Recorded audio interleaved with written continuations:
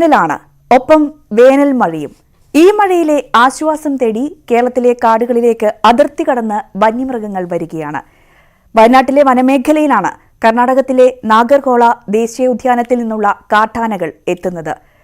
വനപാതയിലൂടെയുള്ള സഞ്ചാരത്തിനിടെ അവയെ പ്രകോപിപ്പിക്കാതെ റോഡ് കടന്നു പോകും വരെ വാഹനങ്ങൾ ഹോൺ മുഴക്കരുത് എന്ന് വനം വകുപ്പ് നിർദ്ദേശിച്ചിട്ടുണ്ട്.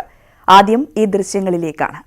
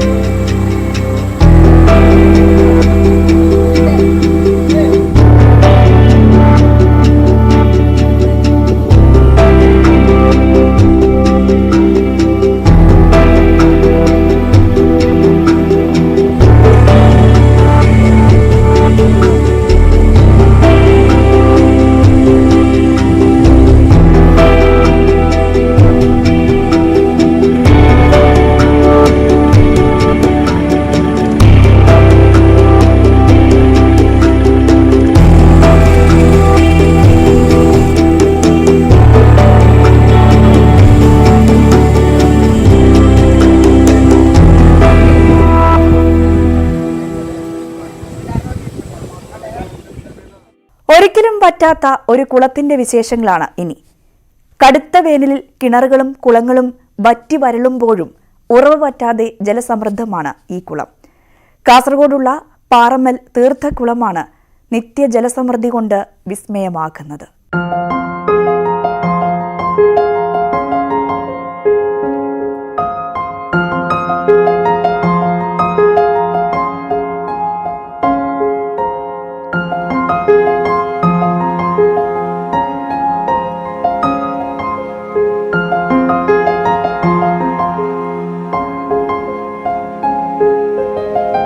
കടുത്ത വേനലിൽ കിണറുകളും കുളങ്ങളും വറ്റി വരളുമ്പോഴും ഉറവ വറ്റാതെ ജലസമൃദ്ധമാണ് തീർത്ഥക്കുളം. പാറക്കെട്ടിലെ മുഴക്കോം പാറമൽ ക്ഷേത്രക്കുളമാണ് തെളിനീരുമായി നാട്ടുകാർക്ക് കുളിർക്കാഴ്ച പകരുന്നത്. ഏത് വേനലിലും കൊടും വരൾച്ചയിലും കുളം വറ്റിയ ചരിത്രമില്ലെന്നാണ് പഴമക്കാർ പറയുന്നത്. ഏപ്രിൽ മെയ് മാസങ്ങളിലെ കടുത്ത വേനലിൽ വെള്ളത്തിന്റെ അളവ് കുറയുമെങ്കിലും അടിത്തട്ടിലെ ശക്തമായ ഉറവ കാരണം കുളം വറ്റാറില്ല. മുഴക്കോം പാറമൽ ദുർഗാ പരമേശ്വരി ക്ഷേത്രത്തിനും ഗോശാല ശ്രീകൃഷ്ണ ക്ഷേത്രത്തിനുമിടയിൽ പരന്നുകിടക്കുന്ന കുന്നിൻ മുകളിലാണ് കാട്ടുകല്ലുകൊണ്ട് വളച്ചുകെട്ടിയ കുളമുള്ളത്. ക്ഷേത്രത്തിലെ തീർത്ഥവുമായി ബന്ധപ്പെട്ട കഥയാണ് കുളത്തിന് പിന്നിലുള്ളതെന്ന് മേൽശാന്തി ശങ്കരനാരായണൻ പറയുന്നു. എപ്പോഴും ഒരു കാലത്തും വറ്റിയിട്ടൊരു ചരിത്രമില്ല. വെള്ളം കുറച്ച് ഇതാവുന്നല്ലാതെ എപ്പോഴും ഇവിടുത്തെ നിത്യവൃത്തിക്ക് ആ വെള്ളം തന്നെയാണ് ഉപയോഗിക്കുന്നത്. ഇവിടെ അടുത്ത കിണറോ കാര്യങ്ങളൊന്നുമില്ല. ധാരാളം ആൾക്കാർ ദൂരസ്ഥലങ്ങളിൽ നിന്നെല്ലാം അതിന്റെ പ്രത്യേകത കൊണ്ട് ഇവിടെ നിത്യം തൊഴാൻ എത്തുന്നുണ്ട്. നൂറ്റാണ്ടുകൾ പഴക്കമുള്ള പാറക്കുളം പതിറ്റാണ്ടുകൾക്കപ്പുറം ശുദ്ധീകരിക്കുമ്പോഴല്ലാതെ മറ്റൊരിക്കലും ഇതിന്റെ അടിത്തട്ട് നാട്ടുകാർ കണ്ടിട്ടില്ല.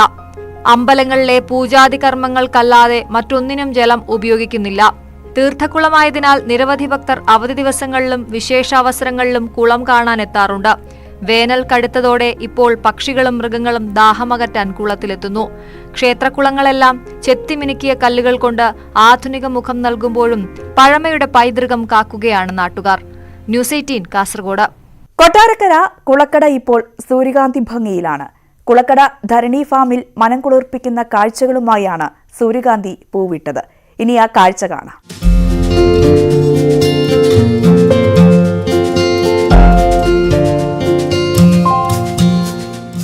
പരീക്ഷണാടിസ്ഥാനത്തിൽ ചെയ്ത സൂര്യകാന്തി കൃഷിയാണ് വിജയം കണ്ടത്. 2 ഏക്കറിൽ 10,000-ൽ പരം വിത്തുകളാണ് പാകിയത്. 5000-ലേറെ വിത്തുകൾ മുളച്ച് സൂര്യകാന്തി പൂക്കളായി പൂത്തുലഞ്ഞു നിൽക്കുകയാണ്. വലിയ തിരക്കാണ് പൂപ്പാടം കാണാൻ. MC റോഡിൽ കുളക്കട പാലം ജംഗ്ഷൻ സമീപമാണ് മനോഹര കാഴ്ച.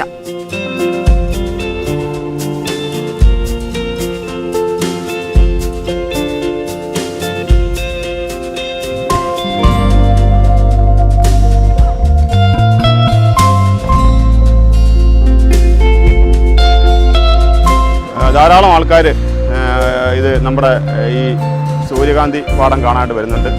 ഇത് ശരിക്കും പറഞ്ഞാൽ നമ്മൾ സുന്ദരപാണ്ഡ്യപുരത്ത് ഞാനും പോയി കണ്ടിരുന്നതാണ്. അവിടെ പോയപ്പോഴാണ് നമ്മൾ ഇതിനെക്കുറിച്ച് ഒന്ന് പഠിച്ചത്, എങ്ങനെ ചെയ്യാൻ പറ്റും അല്ലെ എങ്ങനെ വേണമെന്നുള്ളത്.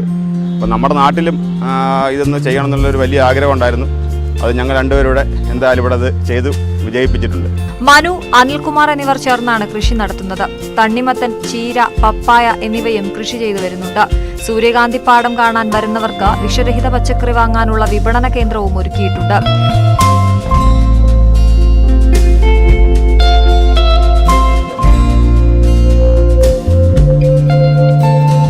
കൃഷിഭവന്റെ നിർദ്ദേശവും സഹായവും ഉണ്ടായതിനാൽ കൃഷി വിജയകരമായി തുടരുന്നു. പ്രതികൂല കാലാവസ്ഥയിലും സൂര്യകാന്തി പൂക്കൾ ലഭിച്ചതിന്റെ സന്തോഷത്തിലാണ് കർഷകർ. ന്യൂസ് 18 കൊട്ടാരക്കര. കോവിഡ് കാലത്താണ് നമ്മുടെ ജീവിത രീതികളിൽ മാറ്റം വന്നത്. ഡിജിറ്റൽ പേയ്മെന്റ് പോലുള്ള കാര്യങ്ങൾ സജീവമായി. ഇനി പ്രൈവറ്റ് ബസ്സിൽ ടിക്കറ്റ് എടുക്കാൻ ഡിജിറ്റൽ പേയ്മെന്റ് മതി. പാലക്കാട്ടാണ് ഈ പരീക്ഷണം നടത്തുന്നത്. എന്തായാലും കാര്യങ്ങൾ കുറച്ചുകൂടെ എളുപ്പമാകും. ചില്ലറയുടെ പേരിൽ ഉണ്ടാകുന്ന കശപിശയും ഒഴിവാക്കും. 10 രൂപയുടെ ടിക്കറ്റിന് 500-ന്റെയോ 100-ന്റെയോ നോട്ട് കൊടുത്താൽ ബസ്സിലുണ്ടാകുന്ന പുകിലെന്താണെന്ന് ഊഹിക്കാവുന്നതേയുള്ളൂ. എന്തായാലും പാലക്കാട്ടെ സ്വകാര്യ ബസ്സുകളിൽ ഇനി ചില്ലറയുടെ പേരിൽ ഒരു തർക്കമുണ്ടാകില്ല. കറൻസി രഹിത പണമിടപാട് നടത്താൻ GL POS ടിക്കറ്റ് മെഷീനുകൾ ഉപയോഗിച്ചു തുടങ്ങിയതാണ് കാരണം. Debit, credit card, UPI scanning എന്നിങ്ങനെ ഡിജിറ്റൽ സാധ്യതകൾ ഉപയോഗപ്പെടുത്തി ബസ്സുകളിൽ ടിക്കറ്റ് എടുക്കാം. പാലക്കാട് MP VK ശ്രീകണ്ഠൻ പദ്ധതി ഉദ്ഘാടനം ചെയ്തു. ഇപ്പോൾ എവിടെ ചെന്നാലും ഈ ഗൂഗിൾ പേ പോലുള്ള UPI സംവിധാനം ഉള്ളതുകൊണ്ട് ഇവരുടെ മെഷീനിലും സ്കാനർ ഉണ്ട്. അത് കാണിച്ചാൽ 12, 18, 20 എത്ര രൂപയാണെങ്കിലും അതൊന്ന് കൃത്യമായിട്ട് അക്കൗണ്ടിലേക്ക് പോകും. അതുപോലെ തന്നെ ഏത് കാർഡ്, ക്രെഡിറ്റ് കാർഡ് ആണെങ്കിലും ഡെബിറ്റ് കാർഡ് ആണെങ്കിലും ഏത് ബാങ്കിൻ്റെ ആണെങ്കിലും ഈ മെഷീനിലൂടെ ഉപയോഗിക്കാം. അങ്ങനെ യാത്രക്കാർക്കും വളരെ സൗകര്യമാണ്, ബസ് ഓപ്പറേറ്റേഴ്സും വളരെ സൗകര്യമാണ്. ഇതൊരു മാതൃകാപരമായ നടപടിയാണ്. മറ്റ് ജില്ലകളിലേക്ക് ഉടനെ വരുമെന്ന് പ്രതീക്ഷിക്കുന്നു. ഓൾ കേരള ബസ് ഓപ്പറേറ്റേഴ്സ് ഓർഗനൈസേഷന്റെ കീഴിലുള്ള ബസ്സുകളിലാണ് ഡിജിറ്റൽ സേവനം ലഭ്യമാവുക. ഇപ്പോൾ ബസ്സുകളിലൊക്കെ ചില്ലറില്ല എന്നുള്ള വലിയ തർക്കം ഞങ്ങളുടെ ബസ്സുകളിൽ എന്നും ഉണ്ടായിക്കൊണ്ടിരിക്കുന്നത്. അപ്പോൾ അതിന് വലിയൊരു ആശ്വാസമാണ്. ഈ ബസ്സുകൾ കയറുന്ന മുഴുവൻ യാത്രക്കാരുടെയും പണം കണ്ടക്ടർ ബാഗിലെത്തുക, കണ്ടക്ടർ ബാഗിലെത്തുന്ന മുഴുവൻ പണം ഉടമസ്ഥൻ്റെ കയ്യിലെത്തുക എന്നുള്ളതാണ് ഞങ്ങളുടെ ഏറ്റവും പ്രധാനപ്പെട്ട ആവശ്യം. അപ്പോൾ ഈ പ്രത്യേക സാഹചര്യത്തിൽ അടിക്കുന്ന പണം അപ്പം തന്നെ ഉടമസ്ഥൻ്റെ അക്കൗണ്ടിലേക്ക് കയറി ചെല്ലുന്ന ഒരു സംവിധാനമാണ് ഞങ്ങൾ ആവിഷ്കരിച്ചിട്ടുള്ളത്. ബസ്സുകളിൽ കറൻസി രഹിത ഇടപാടിന് സൗകര്യമായതിൽ യാത്രക്കാരും സന്തോഷം പങ്കിട്ടു. ന്യൂസ് 18 പാലക്കാട്. ആസ്വാദകരിൽ ചിരിയും ചിന്തയുമുണർത്തി കൊച്ചിയിലെ മെഗാ കാർട്ടൂൺ പ്രദർശനം. ക്യാരിടൂൺ എന്ന് പേരിട്ടിരിക്കുന്ന മേളയിൽ 1001 കാർട്ടൂണുകളാണ് പ്രദർശിപ്പിച്ചത്.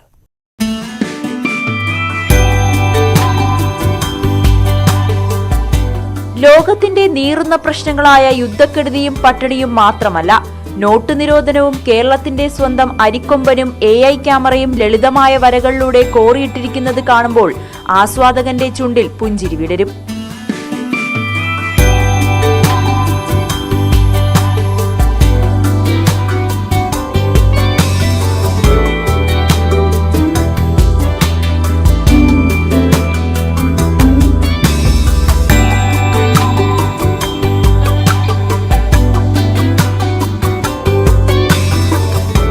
മോദിയും പിണറായിയും രാഹുലും VD സതീശനുമെല്ലാം കഥാപാത്രങ്ങളായി എത്തുന്നുണ്ട്.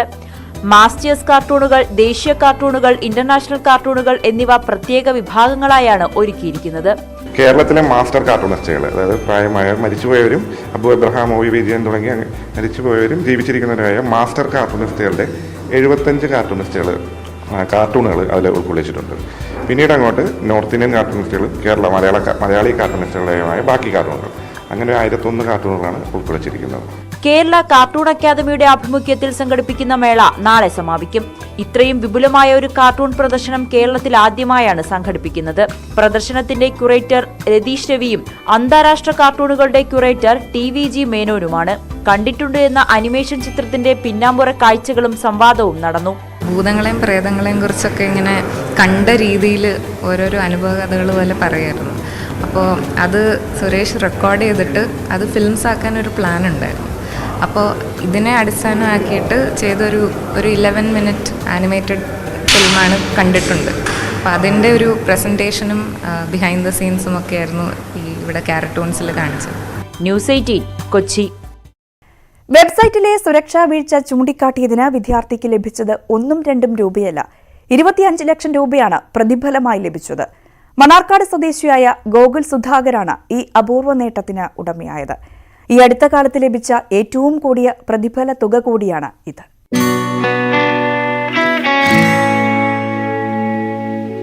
ബിടെക് ബിരുദധാരിയായ ഗോകുൽ സുധാകരൻ അമേരിക്കയിലെ പണമിടപാട് സെർവറിലെ തകരാറ് കണ്ടുപിടിച്ചാണ് ശ്രദ്ധേയനാകുന്നത്. അമേരിക്കൻ പണമിടപാട് വെബ്സൈറ്റിലെ പ്രധാന തകരാറുകൾ കണ്ടെത്തി റിപ്പോർട്ട് ചെയ്യുകയായിരുന്നു. ഇതേ തുടർന്നാണ് കമ്പനി നേരിട്ട് $30,000 അഥവാ 25 ലക്ഷം രൂപ പ്രതിഫലമായി നൽകിയത്. സ്ഥാപനത്തിന്റെ പേര് പുറത്തു പറയരുത് എന്ന വ്യവസ്ഥയോടെയാണ് പ്രതിഫലം നൽകിയിട്ടുള്ളത്. അവരുടെ സുരക്ഷാ പിഴവുകൾ കണ്ടുപിടിക്കാനായിട്ട് സെക്യൂരിറ്റി റിസർച്ചേഴ്സിനെ ഫോളോ ഔട്ട് ചെയ്യാറുണ്ട്. അപ്പോൾ അത്തരത്തിൽ ഉള്ളൊരു പ്ലാറ്റ്ഫോമായിരുന്നു HackerOne എന്ന് പറഞ്ഞിട്ടുള്ളൊരു കമ്പനി. അവരുടെ കീഴിൽ ഒരുപാട് കമ്പനികൾ വർക്ക് ചെയ്യുന്നുണ്ട്. അപ്പോൾ അതിലൊരു കമ്പനിയുടെ ഇത്തരത്തിലുള്ളൊരു വലിയൊരു പിഴവ് കണ്ടുപിടിക്കാൻ സാധിച്ചു. അതിന് ഒരു റിവാർഡായി അവരൊരു വലിയൊരു തുക സമ്മാനിച്ചു. പെരിന്തൽമണ്ണ റെഡ് ടീം ഹാക്കേഴ്സ് അക്കാദമിയിൽ നിന്നുമാണ് ഗോകുൽ സുധാകരൻ 4 മാസത്തെ CISA കോഴ്സ് പൂർത്തിയാക്കിയത്.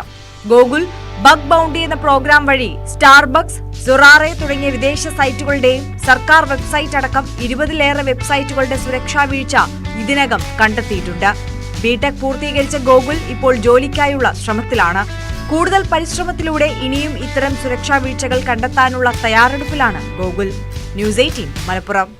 സഹജീവികളുടെ സങ്കടങ്ങളിൽ കൈത്താങ്ങാവുക എന്നത് എല്ലാവർക്കും സാധിക്കുന്ന ഒന്നല്ല. നിറഞ്ഞ നന്മ മനസ്സുള്ളവർക്ക് മാത്രമേ അത് സാധിക്കൂ. അങ്ങനെയുള്ള നിരവധി പേരുടെ ഗ്രാമത്തെക്കുറിച്ചാണ് ഇനി.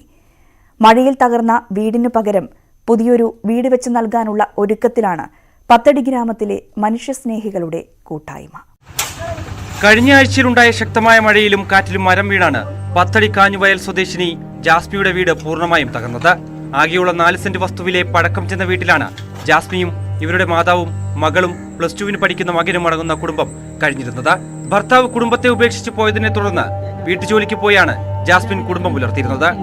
ഞാൻ വീട്ടുജോലിയൊക്കെ പോയാൽ കഴിയുന്നത് പോലും എല്ലാം ചെയ്യുന്നത്, അല്ലാതെ വേറെ ആരുമില്ല. എനിക്ക് 2 മക്കളുണ്ട്. എൻ്റെ ഒരു ഉമ്മായി എൻ്റെ കൂടെ ഉള്ളത്. ഉമ്മായി ഏൽപ്പിച്ചിട്ടാണ് ഞാൻ ജോലിക്ക് പോകുന്നത്, പോയിട്ട് വരുന്നതല്ല. അതുകൊണ്ട് നിങ്ങളെല്ലാവരും കൂടെ കൂടി എങ്ങനെയെങ്കിലും എനിക്കൊരു ഇതാണ്. 5 വർഷങ്ങൾക്ക് മുമ്പ് മഴയിൽ വീട് തകർന്നതിനെ തുടർന്ന് ടാർപ്പ കെട്ടിയ കുടിലിലാണ് കാഞ്ഞുവയൽ സ്വദേശി സജികുമാർ, വാസുദേവനും കുടുംബവും കഴിഞ്ഞിരുന്നത്. കുട്ടികളെ കൊണ്ട് ഇനി മേലോട്ട് ഉള്ള കാര്യം ബുദ്ധിമുട്ടാണ്. അതുകൊണ്ടാണ് എനിക്ക് ഹാർട്ടിന് വിഷയമുള്ള ഒരാളാണ്. ഞാൻ ചികിത്സ നടത്തിക്കൊണ്ടിരിക്കുന്ന ഒരാളാണ്. പിന്നെ ഭാര്യ കശുവണ്ടി ഫാക്ടറി പോകുന്നതുകൊണ്ടാണ് ജീവിതം മുമ്പോട്ട് പോകുന്നത്. പിന്നെ ചെറിയ പണികളൊക്കെ ഞാനും പോകുന്നുണ്ട്. 2 കുടുംബത്തിന്റെയും അവസ്ഥ മനസ്സിലാക്കിയ നാട്ടുകാർ ഒരേ മനസ്സോടെ വീട് നിർമ്മിക്കാനായി മുന്നോട്ട് വരികയായിരുന്നു. ഇവർക്ക് വീട് നിർമ്മിച്ചു നൽകുന്നതിനായി പത്തടി ഭവന നിർമ്മാണ ജനകീയ കൂട്ടായ്മ രൂപീകരിക്കുകയായിരുന്നു. ഏരൂർ മുസ്ലിം ജമാഅത്ത് പരിപാലന കമ്മിറ്റി ഇതിനായി പിന്തുണയും നൽകി. പ്രദേശത്ത് ജീവകാരുണ്യ പ്രവർത്തനങ്ങളിൽ സജീവമായി നിൽക്കുന്ന എല്ലാ വാട്സാപ്പ് ഗ്രൂപ്പുകളുടെ സഹകരണവും ലഭിച്ചിട്ടുണ്ട്. കഴിഞ്ഞ മഴയത്ത് ആണ് ഈ ജാസ്മിൻ്റെ വീട് ഇടിഞ്ഞ് തകർന്നത്. ഉടൻ തന്നെ പ്രദേശത്തെ മനുഷ്യസ്നേഹികളായ ഞങ്ങൾ കുറച്ചുപേരുടെ നേതൃത്വത്തിൽ ഒരു കൂട്ടായ്മ രൂപീകരിക്കുകയും പത്തടി ജനകീയ കൂട്ടായ്മ എന്ന പേരിൽ ജാസ്മിക്ക് വീട് വെച്ച് നൽകാൻ വേണ്ടി പ്രവർത്തനം ആരംഭിക്കുകയാണ് ഉണ്ടായത്. 2 കുടുംബങ്ങൾക്കും വീട് നിർമ്മിച്ചു നൽകാൻ സുമനസുകളുടെ സഹായം കൂടി വേണം. ഭാര്യയും വിദ്യാർത്ഥികളായ 2 പെൺകുട്ടികളും അടങ്ങുന്നതാണ് ഹൃദ്രോഗിയായ സജീവ് കുമാർ വാസുദേവന്റെ കുടുംബം. ഭാരവാഹികളായ MP നസീർ, T അഫ്സൽ, മൊയ്തു അഞ്ചൽ എന്നിവരുടെ നേതൃത്വത്തിലാണ് പ്രവർത്തനം ഏകീകരിക്കുന്നത്. സഹായം എത്തിക്കാനായി പത്തടി ഭവന നിർമ്മാണ ജനകീയ കൂട്ടായ്മയുടെ പേരിൽ കാഞ്ഞുവയൽ സെൻട്രൽ ബാങ്കിൽ ജോയിന്റ് അക്കൗണ്ടും തുറന്നിട്ടുണ്ട്. ന്യൂസ് 18 അഞ്ചൽ.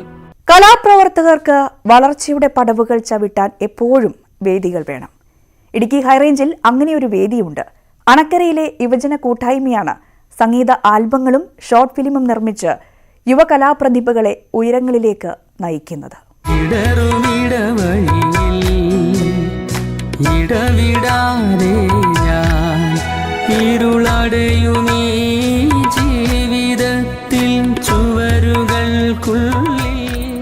സമൂഹ മാധ്യമങ്ങളിൽ ശ്രദ്ധേയമായ നിരവധി കലാസൃഷ്ടികൾ ഇവർ ഒരുക്കിയിട്ടുണ്ട്. നിരവധി ക്രിസ്തീയ ഭക്തിഗാന ആൽബങ്ങളും സാമൂഹിക വിഷയങ്ങളും കേന്ദ്രീകരിച്ചുള്ള സംഗീത ആൽബങ്ങളും അണക്കരയിലെ തമ്പാൻ ഓഡിയോസ് എന്ന യുവജന കൂട്ടായ്മ പുറത്തിറക്കിയിട്ടുണ്ട്. രചനയും സംഗീതവും ആലാപനവും ഉൾപ്പെടെ ഇടുക്കിയിലെ അറിയപ്പെടാത്ത കലാകാരന്മാർക്ക് അവസരമൊരുക്കിയാണ് ഇവർ ഓരോ സൃഷ്ടിയും പുറത്തിറക്കുന്നത്. ഞങ്ങളുടെ ഉദ്ദേശ ലക്ഷ്യം എന്ന് പറഞ്ഞാൽ ഇടുക്കി ജില്ലയിൽ അറിയപ്പെടാതെ കിടക്കുന്ന കലാകാരന്മാരെയും കലാകാരികളെയും എല്ലാം ഉൾപ്പെടുത്തിക്കൊണ്ട് അനവധി വർക്കുകൾ ചെയ്യുക എന്നുള്ളതാണ് ഞങ്ങളുടെ ആഗ്രഹം. മെയിനായിട്ട് ഞങ്ങളുടെ ഉദ്ദേശം ക്രിസ്തീയ ആൽബങ്ങൾ ചെയ്യുക, അതുപോലെ ഷോർട്ട് ഫിലിമുകൾ ചെയ്യുക എന്നുള്ളതാണ്. ഏകദേശം ഒരു 10 വർഷത്തോളമായി ഞാൻ ഈ ക്രിസ്തീയ ആൽബങ്ങളും ഷോർട്ട് ഫിലിമുകളും ഒക്കെ ചെയ്യുന്നുണ്ട്. 10 വർഷത്തോളമായി ഈ കൂട്ടായ്മ ഒരുക്കിയ വിവിധ കലാസൃഷ്ടികളിലൂടെ നിരവധി കലാകാരന്മാർക്കാണ് അവസരം ലഭിച്ചത്.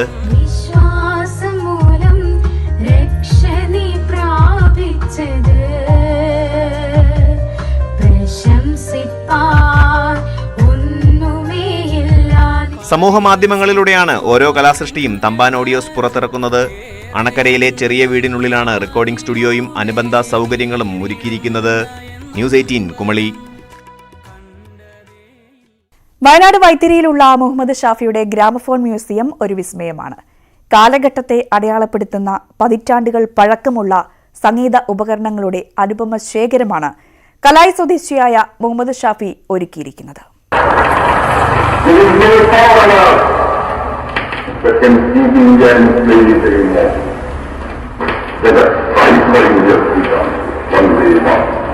The Rashtrapati, as it was then called, went from the country preaching the message of Purna Swaraj and of struggle, service and sacrifice. 1856 gramophone കണ്ടുപിടിച്ചതു മുതലുള്ള ആസ്വാദകരുടെ ഹൃദയം കീഴടക്കിയ ഗ്രാമഫോൺ ഇനങ്ങളിൽ പലതും ഷാഫിയുടെ ഈ കൊച്ചു മ്യൂസിയത്തിലുണ്ട്.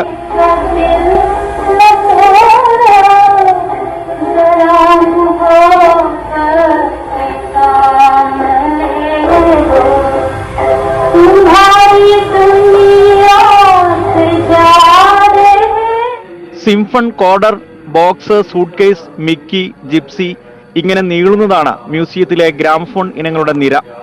1931 ജപ്പാൻ റേഡിയോ പ്രക്ഷേപണം ചെയ്ത നേതാജിയുടെ പ്രസംഗം ഉൾപ്പെടെ രേഖപ്പെടുത്തിയ ഗ്രാമഫോൺ ഡിസ്കുകൾ ഷാഫിക്കയുടെ മ്യൂസിയത്തിൽ ഭദ്രമാണ്.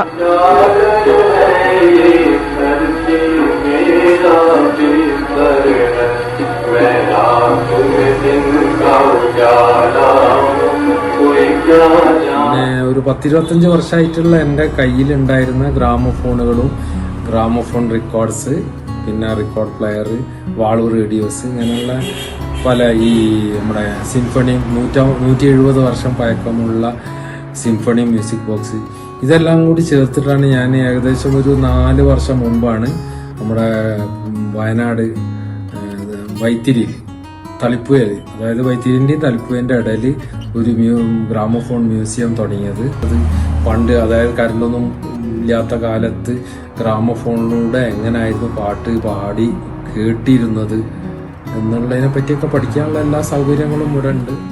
സ്പ്രിംഗ് രഹിത ഗ്രാമഫോണും മ്യൂസിയത്തിലെ പ്രധാന ആകർഷണമാണ്. 30,000-ഓളം ഡിസ്കുകൾക്ക് പുറമെ record player, valve radio, magic lamp തുടങ്ങിയവയൊക്കെ ഇപ്പോഴും പ്രവർത്തന സജ്ജം. 170 വർഷം മുമ്പ് പഴക്കമുള്ള സിംഫണിയം ഗ്രാമഫോൺ ബോക്സ്, മ്യൂസിക് ബോക്സ്, പിന്നെ നമ്മുടെ സിലിണ്ടർ റെക്കോർഡ്, പിന്നെ നേതാജിൻ്റെ വോയിസ് ഉണ്ട്, ഗാന്ധിജിൻ്റെ വോയിസ് ഉണ്ട്, നെഹ്റുവിൻ്റെ വോയിസ് ഉണ്ട്, നെഹ്റുവിൻ്റെ ഫസ്റ്റ് പാർലമെൻറ്റ് സ്പീച്ചൊക്കെ ഉണ്ട്. പിന്നെ നമ്മളെ നേതാജി സുഭാഷ് ചന്ദ്രബോസിൻ്റെ ടോക്കിയോ റേഡിയോ സംപ്രേഷണം ചെയ്ത വോയിസുകളുണ്ട്. പിന്നെ സരോജിനി നായിഡുയുടെ വോയിസ് ഉണ്ട്. പിന്നെ രവീന്ദ്രനാഥ് ടാഗോർ, ഇങ്ങനെയുള്ള ഒരു പല മഹാന്മാരുടെയും വോയിസുകൾ റെക്കോർഡിലുണ്ട് എൻ്റെ കയ്യിൽ ഇവിടെ സ്റ്റോക്ക്. പഴയകാല ഗ്രാമഫോണുകൾ ഷാഫിക്കയുടെ മ്യൂസിയത്തിൽ റിപ്പയർ ചെയ്ത് കൊടുക്കുന്നുണ്ട്. സംഗീതോപകരണം അടക്കമുള്ള തന്റെ ശേഖരങ്ങൾ എല്ലാവർക്കും കണ്ടറിയാനുള്ള ശ്രമമാണ് ഷാഫി എന്ന ഈ സംഗീതപ്രേമി നടത്തുന്നത്. രതീഷ് വാസുദേവൻ, ന്യൂസ് 18 വയനാട്. റേസിംഗ് ട്രാക്കുകളെ തീപിടിപ്പിച്ചു പായുകയാണ് നിതിലാദാസ് എന്ന മലയാളി പെൺകുട്ടി. ട്രാക്കുകളിൽ വിസ്മയം തീർക്കുന്ന നിതില മോട്ടോർ ബൈക്കിലും സൈക്കിളിലും ഒരുപോലെ വിസ്മയം കൊയ്തു. ഫാസ്റ്റസ്റ്റ് ഗേൾ ടൈറ്റിലും നിതില സ്വന്തമാക്കി. നിതിലയുടെ വിശേഷങ്ങൾ കാണാം.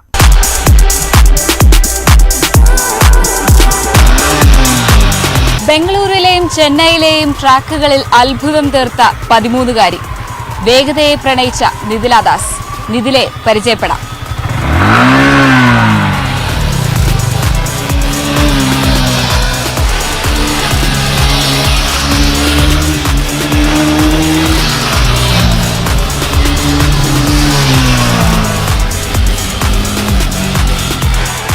ഞാൻ ആദ്യം തന്നെ തുടങ്ങിയത് ഇൻ 2019 സൈക്ലിങ്ങിലേക്കാണ്, MTB സൈക്ലിങ്ങിലേക്ക്. എൻ്റെ അച്ഛനാണ് ഇൻട്രൊഡ്യൂസ് ചെയ്തത്. It was A very good sport for me. അത് കഴിഞ്ഞിട്ട് cycling I continued. 2019 towards the end ഞാൻ മോട്ടോക്രോസ് ബൈക്കിംഗ് തുടങ്ങിയിരുന്നു. എൻ്റെ അച്ഛൻ എന്നെ മോട്ടോക്രോസ് ബൈക്കിങ്ങിലേക്ക് ഇൻട്രൊഡ്യൂസ് ചെയ്തിരുന്നു. അപ്പോൾ എൻ്റെ ഒരു കോച്ചിനെ കണ്ടു, ദേവ് വെങ്കടേഷ് എന്ന് പറഞ്ഞിട്ടൊരു മോട്ടോക്രോസ് കോച്ചാണ്. So I started this motocross, not exactly professionally, പക്ഷെ നല്ല പ്രാക്ടീസും അങ്ങനെ എല്ലാം തുടങ്ങി. നേട്ടങ്ങൾ ഏറെയുണ്ട് ഈ കൊച്ചു മിടുക്കിക്ക്. Now I'm starting with the new TVS season, 2023 season. So the qualifiers are over and I've qualified in 3rd position right now. And in between, last year I had done a mini GP championship, which was with the Ovales, which are the small bikes. And I got the title of the fastest girl in India in that. So, and then in cycling, this year was my first, last year's nationals, which had taken place this year, was my first official nationals, which I secured 3rd place, the bronze medal. And this year I'm looking forward for the gold. അച്ഛന്റെ പിന്തുണയാണ് നേട്ടങ്ങൾക്ക് പിന്നിലെന്ന് നിതില. ആദ്യം മുതലേ അച്ഛനാണ് എല്ലാത്തിനും support ചെയ്തേക്കുന്നത്. പിന്നീട് എനിക്ക് ശരിക്കും ബൈക്ക് എന്നൊരു ബൈക്ക് ഓടിക്കാനും സൈക്കിളിൻ്റെ ഇതുവരെ ആവശ്യമായിരുന്നു. പണ്ടൊക്കെ ഞാൻ ഒരു BSA സൈക്കിളിൽ ഇങ്ങനെ ബീറ്റിനൊക്കെ ഇങ്ങനെ പിടിച്ചു പോകുന്നുണ്ടായിരുന്നു പഞ്ചറിതിൽ. അപ്പോൾ അതൊക്കെ കണ്ട് ഇങ്ങനെ നമ്മൾ സൈക്ലിങ്ങിലേക്ക് ഇൻട്രൊഡ്യൂസ് ചെയ്തത് തന്നെ അച്ഛനാണ്. ഇപ്പോൾ അച്ഛനില്ലാത്തെങ്കിൽ ഇറ്റ് വാസ്, നമുക്ക് ഇങ്ങനെ ഒരു സ്പോർട്ട് ഉണ്ടെന്ന് നമ്മൾ അറിയത്തില്ലായിരുന്നു.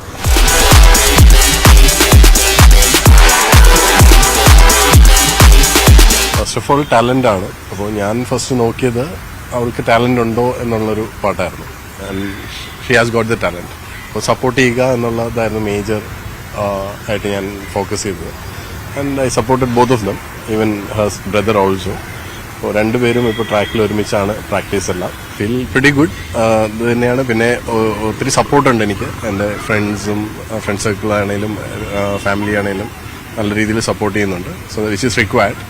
അപ്പോൾ അതുകൊണ്ട് തന്നെ മുന്നോട്ട് പോകുന്നു. So hopefully things will fall in place and they will be representing India very soon. അത് തന്നെയാണ്.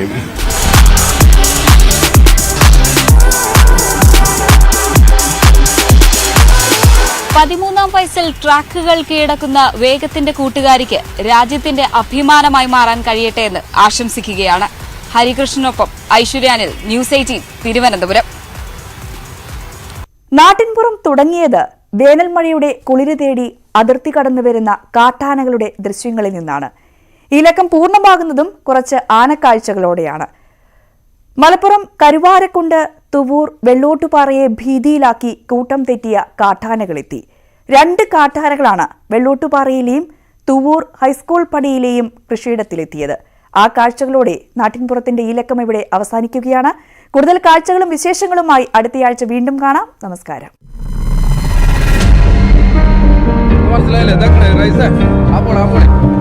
കണ്ടോ, അനക്ക് വേണ്ടിയിട്ട്